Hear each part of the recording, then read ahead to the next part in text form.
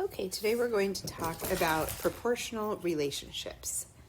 So we're going to take some sets of numbers and determine whether the relationship is proportional or non-proportional. There are three ways to do that. One is using ratios from a table.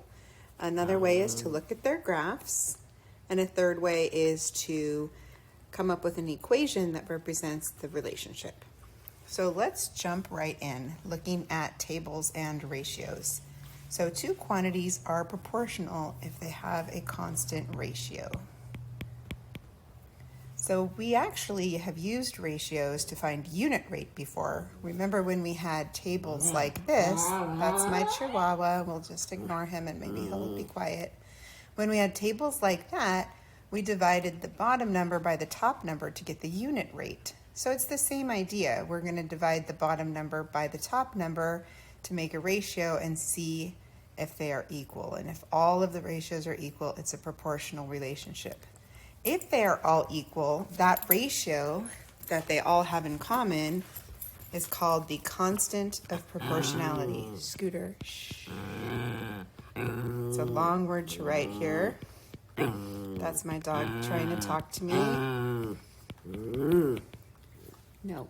Shh. Leave it, Scooter. Leave it. Okay, so let's try one right here. Speaking of Scooter, apparently Scooter is mowing lawns, even though he's a Chihuahua, and he can't actually mow lawns. So if he works for 1 hour, he makes $15. I'm just going by the numbers in the table here. Click outside of this box. Okay. And if he mows lawns for 2 hours, he makes $30, etc. I'm just looking at the numbers in this table right here. All right, so the first question is going to ask us if this is a proportional relationship.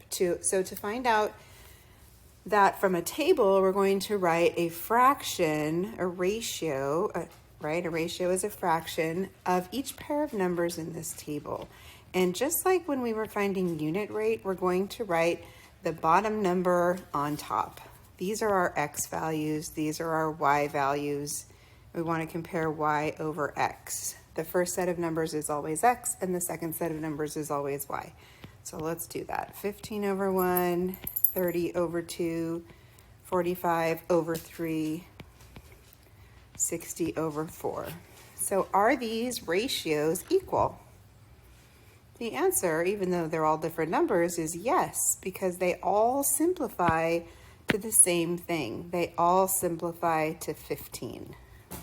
So all of these fractions are equal, which means that yes, it's a proportional relationship. So when all of the pairs of numbers in your table make a ratio that's equal, that ratio is the constant of proportionality. So in this case, it's 15.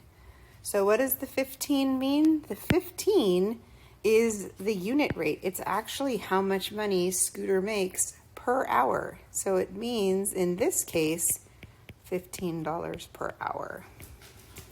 Oh my gosh, these dogs are crazy. They're jumping up and down off the couch, knocking the remote control on the ground, trying to get my attention. I'm trying to ignore them so I can keep going.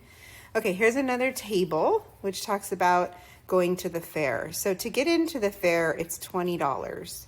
And in addition to that, it's $3 per ride. So if you go to the fair and you only go on one ride, it costs $23 because it costs $20 just to get in and another $3 for that one ride. So let's go ahead. Here are my x's, here are my y's. Let's write a ratio of y over x for each pair of numbers in this table. So I have 23 over 1, 26 over 2, 29 over 3, and 32 over 4. So are these ratios equal? The answer this time is no. This one equals 8. But this one equals 23, and then this guy right here is 13. They're all different. So this time it's no. Those are not equal to each other. So here's my symbol for not equal to, which means that it's not a proportional relationship. And if it's not a proportional relationship where all of the ratios are equal, There is no constant of proportionality, so we can't answer those questions. So that's how we determine if a relationship is proportional based on a table by making ratios out of each pair of numbers. Another way is to look at the graphs, which I think is actually the easiest way. You can tell that a relationship is proportional from the graph if it is a straight line. Sometimes you'll see that say linear. The word linear means straight line. And if it goes through the origin, of course, is the point 0, 0. So we're not going to come up with a new situation. We're just going to use the table from number 1 up here about Scooter and the lawn mowing, and we're going to put it on this graph. So we said that these numbers are the x's and these numbers are the y's, so we can just graph the points from the table, like the point 115 and the point 230 and the point 345, etc. These are just from the table above. So down here will be my hours, and this will be the dollars earned. The hours go up to 4, so I'm just going to skip 1 to spread out my lines a little bit. Then I have to go up to 60, so I think I better count by, like, let's see, 5, 10, 15, 20, 20. I think I better count by tens. I don't think there's enough room to count by 5s. Okay, so my first point is 115. For 1 hour of lawn mowing, Scooter makes $15, and for 2 hours he makes 30, for 3 hours he makes 45, and for 4 hours he makes 60. So if I extend this line, it actually will go through 0, 0. Hey, look at that. Because it's true that if he works for 0 hours, he's going to make $0. So this also shows a proportional relationship because that line is a straight line and it goes through the origin. So now we've proven that that relationship is proportional in 2 different ways, from the table using ratios and also by graphing it and seeing that the line is straight and going through the origin. Let's do the same thing with the numbers from our fair table. So we have these points, 123 and 226. This is just from the table, 329 and 432. We're going to put them on a graph. So this will be the number of rides, and this is going to be the cost. So the rides goes up to 4, and the money goes up to 32. So I'm going to count by, I guess, 5s. 20, 25, 30, 35. Okay, so one ride, if you go on one ride at the fair, it costs $23. But the second ride that you go on only raises the price by $1 or $3 because each ride is $3. And if you go on 3 rides, it's $29. And 4 rides is $32.